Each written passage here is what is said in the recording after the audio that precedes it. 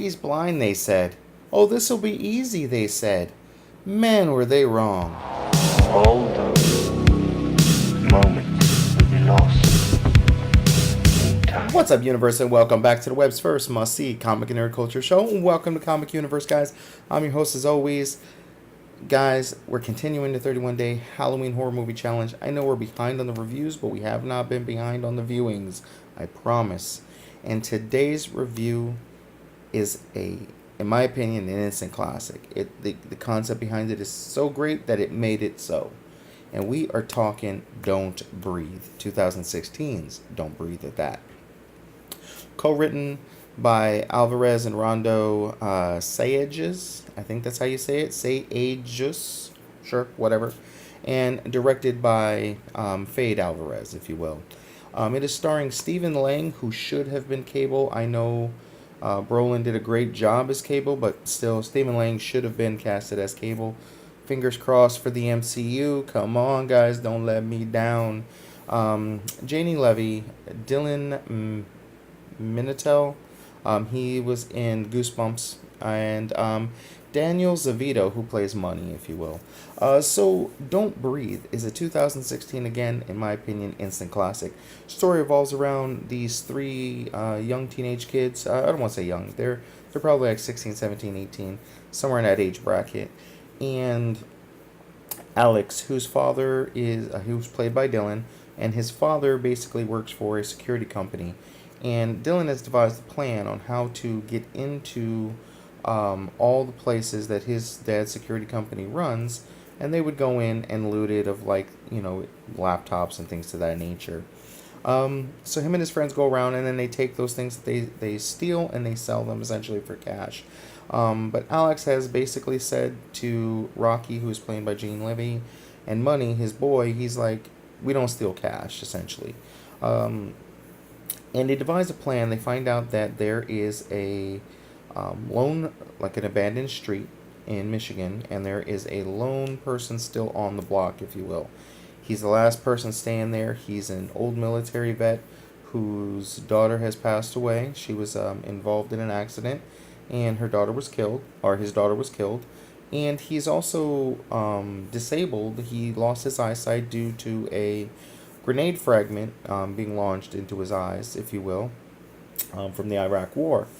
And so basically they figure out, Money puts together a plan to where, thinking robbing this guy of his cash, because he got a huge settlement from, you know, the death of his daughter, rob him, the one job, get it done, we won't have to do this anymore. And Alex has this thing. He's like, we don't steal money. We'll steal property, but we do not steal money. Once you start stealing money, you know, ups the ante, you know, and all of that comes with it, if you will, going to jail for longer time frames, so forth and so on. And of course, you know, Alex is falling in love with Rocky. He kind of likes her. Rocky has this really bad relationship at home with her mom and her new boyfriend, and she just needs to take her sister, basically 8 Mile style, wants to get her sister and get the hell out of there. You can kind of see the 8 Mile, you know, in that particular family scene and dynamic. Plus, they're in Michigan on top of it all. Money's just this young punk, just wants to steal, make money.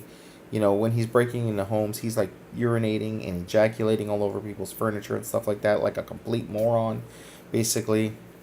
And this movie, man, let me tell you guys, if you haven't seen this movie, it might be a little lower on the horror movie scale. I found it on Shudder, so it classifies as a horror movie, if you will. And let me tell you guys, if you don't have Shudder, it's a great service. I do have some streaming issues sometimes, streaming it to my TV with my Google Chrome. But overall, it works. It's awesome. Lots to choose from in terms of horror movies. And it's super cheap. It's like $4.99 a month. So if you're a horror movie fan and you're, you know, not finding the movies you want for this horror movie challenge, check out Shudder. They are not a sponsor, though. Not yet, at least.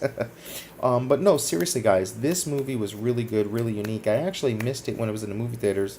And I never got around to getting it on Redbox. It just, you know, I love the concept of it. It just didn't get around to it. Like I always say, life finds a way to get in the way, you know? So, anyway, moving forward with this movie, you know, they decide to break in. And, again, like I mentioned, this guy is a military vet. This dude knows how to handle himself. And if you know Stephen Lang, the dude is jacked for his age. Okay? And let me tell you, man, and like they say, when you lose one sense, sometimes your other senses go up a notch. He may not be on par with Daredevil, but this dude's senses are upped big time. So the kids break into this guy's house, and of course, he has a Rottweiler. They figure out how to way around the Rottweiler, but they haven't figured out around this dude's training. You can see it in his acting, everything he's doing.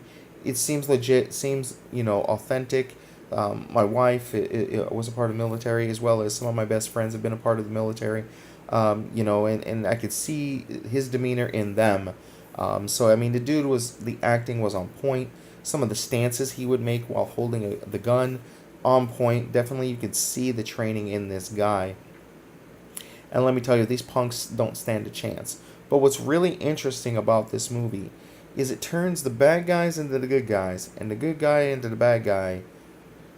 And sometimes they'll switch a couple of times within the film, and there's a few twists that I don't want to give away, but let me tell you, this twist turns this man who is the victim here, essentially, this handicapped blind soldier, this man who has done so much for our country, has been a victim of loss of his child. They don't know how to turn him into one of the most grotesque, vile villains cinema's ever seen. This is what this guy's plan and device, the twist to this story that we have going on, was one of the grossest, most heinous acts I could ever see a man doing, period. It was just, I mean, there is one way to step it up one more notch, and he justified what he was doing by not, and if you've seen this movie, you know what I'm talking about. He did not want to violate, certain aspects of his code, if you will, of being a man, an upstanding citizen, if you will. But he still went about it in the most vile, grotesque way. And this man feels the loss of loved ones over and over again in this film. And it's just, it's a really hard film to kind of talk about without letting some things leak. But I'm telling you guys, if you haven't seen this movie, please go watch it. And where the horror comes in is the suspense of not being able to make a sound.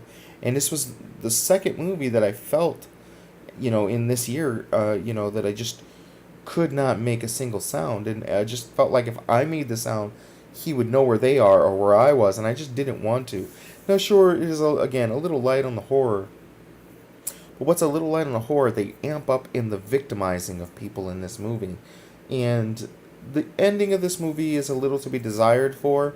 I've seen some other reviews back in the day when the movie was released, and I kind of agree with some of these reviews. And one of the reviews I remember watching was actually, what's his name, Stuckman. He had said that, this would seem like a DVD feature that would come, you would see like the alternate ending, and you would be like, man, I'm glad they didn't use that one. That's exactly how I felt about the exact ending. There's a point in this movie where it fades to black, and it would have been beautiful, like that would have been it, and I'm totally on board with what Stuckman said on this. But, they fade back in, and there's another twist to the story, like where you think, everyone's going to get what's coming to them, if you will. It just doesn't quite pan out that way for everybody. And you're just like, oh man, this is so crazy. And this is one of those movies I'm glad has not turned into a franchise or anything. Just, not necessarily with Stephen Lang's character, just people trying to rob other, people. This is like a one and done, really good concept. Another thing that I've seen in some reviews is that this movie mirrors a lot of Panic Room. And after rewatching Panic Room recently, I have to agree. There's a lot in the way the credits roll, just the way that some of the characters are portrayed in this film. Like Leto's character and Money in this movie are almost identical.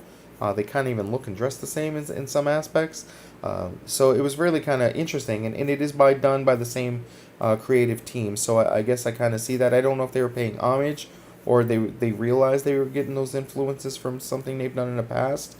But it's clearly there. And if you've seen this movie, go and watch Panic Room again, or watch them both back to back, and you'll see what we're talking about here.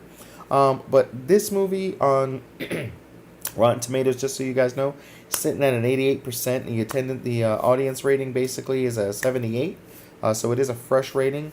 Metacritic 71, user rating 7.4. So still a pretty awesome rating there. Me, myself, I just love the concept of it. Again, I don't know on a rewatch if I would feel the exact same way as I loved it the first time, but I would definitely give this a 4-star rating out of 5. Again, it's just because the concept behind it, and I love Stephen Lang and his acting and his military presence in the movie really snagged a chord with me. So guys, go and check this out. Let me know what you guys thought, and after you guys have seen it, we can talk about some spoilers maybe in the comments below, because what this guy does is absolute bile, dude. It's oh. Anyway, guys, and to turn the victim into the predators is fantastically done, guys. Check this movie out. Don't forget to like, share, and subscribe on this video, guys. Continue the 31 horror movie challenge. More reviews coming your way, guys. Jay's jumping into the fray here soon. DPZ just dropped his Critters reviews. Check that out as well, guys. And until next time, I'm C-Dubbs, and I'll see you in the universe. Peace.